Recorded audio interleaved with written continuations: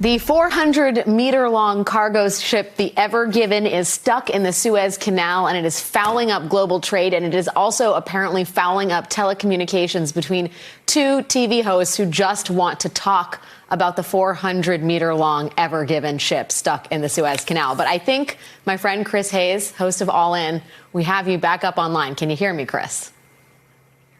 I can hear you, and I apologize for that, although a little bit of a microcosm metaphor of the difficulties of all the things that run in the background in modern life, and then when they mess up, they mess up. Yeah, well, and actually it brings us beautifully to the first point I wanted to talk to you about this, which is I think the Ever Given reminds us of the just sort of thin line we are walking, at least from a business economics resources standpoint. I think most of us aren't aware of just how much global trade hangs by a thread, apparently. The fact that this ship being stalled in the Suez is costing the globe billions of dollars by the hour is a reminder that the systems we have in place are not particularly resilient. Yeah, it's a great point. And I mean, one of the things we learned during the pandemic, right, was about how much these supply chains, how quickly can get stressed. And I think the sort of broader lesson, right, we're seeing it here with this ship stuck across the canal, is that there's a trade-off between efficiency and resiliency, right? The more efficient a system is, the less slack there is, the less redundancy, the less resilient it is. The irony here, right, is that one of the big projects of General Sisi, the now dictator of Egypt, was to build a double channel, which they've actually done for huge parts of the canal, not this part. But even the idea of building a double channel, it seems like, well, why do you need two? Like, this is the answer why you need two. And that's true for huge parts of what we think of as a kind of just-in-time global supply chain. Toilet paper, which was hard to get during the pandemic, right? The more efficiency you build into a system, the less resilience you have. And in the era of climate change, particularly, resiliency starts to become a premium. We just saw this in Texas as well. Yeah, for people who aren't familiar with what just-in-time manufacturing is, it's basically relying on the internet and our global supply chain to give us the things we need when we want them, as opposed to manufacturing a bunch of them and storing them in warehouses. And I think every American understands the downside of that form of just-in-time manufacturing.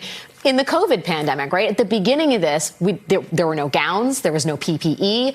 We had just-in-time manufacturing for what would become life-saving supplies in the middle of a global pandemic. I wonder if you think, as the layman better understands the implications of all this, whether we're going to see the systems change, or is it kind of just back to, business as usual? It's a great question, right? So, well, first of all, we should just say that, you need the Suez Canal unblocked no matter what system of global trade you have.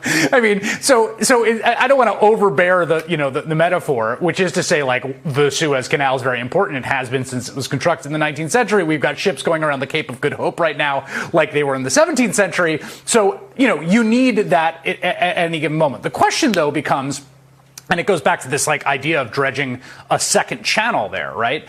Do you make the capital investments in dredging a second channel in the Suez Canal or in weatherizing generators in Texas for several standard deviations of weather events, or do you create a PPE warehouse for a once-in-a-century pandemic, right? Those are all difficult calculations to make, and there's very little political pressure usually in the moment to do things which is plan for tail risk events. And we keep seeing that over and over again as we live through this year. That's the biggest tail risk event we've literally had in 100 years. What do policymakers and governments and governing global institutions do to prepare for that stuff, absent immediate pressure for it, because often there isn't once the crisis dissipates? Well, but I would also say we are entering a century of violent change. And I mean the climate, right? Yep. This ship was blown around by a sandstorm. These sandstorms happen. And I'm not going to draw a line between climate change and what's happening in the Suez, but we know the world is going to get drier. The storms are going to get more violent. The patterns that we have relied on, that we have built shipping routes around, that we have built trade routes around, they are all changing. And so when you talk about resilience, part of figuring out how we do business in the 20th century is building in redundancies, because things are about to get a lot more chaotic. Hey, thanks for watching our YouTube channel. You should know that you can follow today's top stories and breaking news and catch up on your favorite MSNBC shows all in one place. Download the NBC News app today.